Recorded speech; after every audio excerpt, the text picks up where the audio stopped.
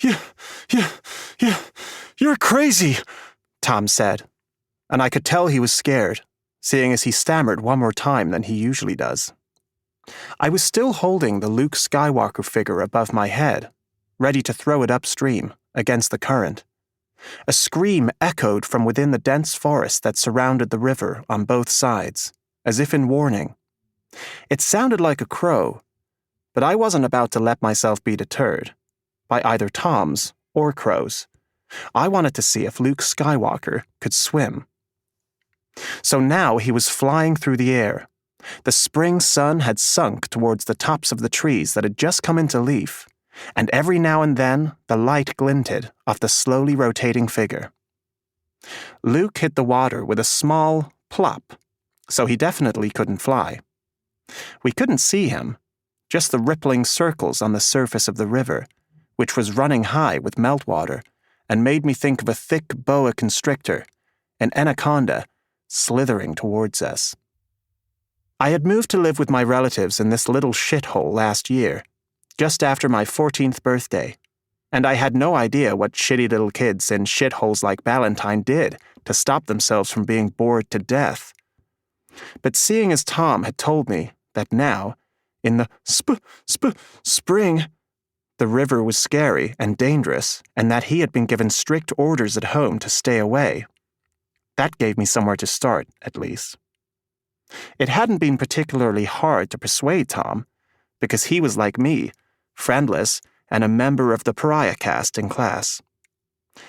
During a break earlier today, Fatso told me about castes, only he said I was in the piranha caste, and that made me think of those fish that look like they have saw blades for teeth and can strip the flesh from an ox in a matter of minutes. So I couldn't help thinking it sounded like a pretty cool caste. It wasn't until Fatso said that I and my caste were lower than him, the big lardass, that I was obliged to hit him. Unfortunately, he told our teacher, Miss Birdsong, as I call her, and she gave the class a long lecture about being kind and what happened to people who weren't kind. The short version is that they end up losers. And after that, there was basically no doubt that the new bully from the city belonged in the piranha caste. After school, Tom and I had gone down to the river and out onto the little wooden bridge in the forest. When I got Luke Skywalker out of my bag, Tom's eyes opened wide. Where did you get that? Where do you think, meathead? You didn't buy it at Oscar's. They've sold out. Oscar's? That little rat hole, I laughed. Maybe I bought it in the city before I moved here, from a proper toy shop? No, because that one's this year's model. I looked at Luke more closely. Was it true that the same figure had been issued in a new version? Wasn't Luke Skywalker the same stupid hero Luke Skywalker the whole time, forever and ever, amen? I'd never thought about that. That things could change. That Darth and Luke could change places, for instance. Maybe I got hold of a prototype, I said.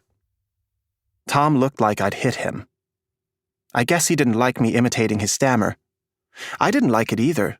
I just couldn't help it. It's always been like that. If people didn't already dislike me, I soon made sure that they did. It's the same sort of reflex that made people like Karen and Oscar Jr. smile and be nice so that everyone liked them. Only the opposite. It wasn't that I didn't want to be liked. It was just that I knew they weren't going to like me anyway. So I kind of preempted them. I got them to dislike me on my terms. So they hated me, but at the same time they were a bit scared of me and didn't dare mess with me. Like now, when I could see that Tom knew I'd stolen the Luke figure, but didn't actually dare say so out loud. I had taken it during the class party at Oscar Jr.'s house, where everyone, even those of us in the piranha caste, was invited. The house was okay. It wasn't so big and fancy that it was a problem, but the most irritating thing was that Oscar's parents were so overbearing, and the whole place was full of the very coolest toys, the best toy shop a father could ever provide, basically.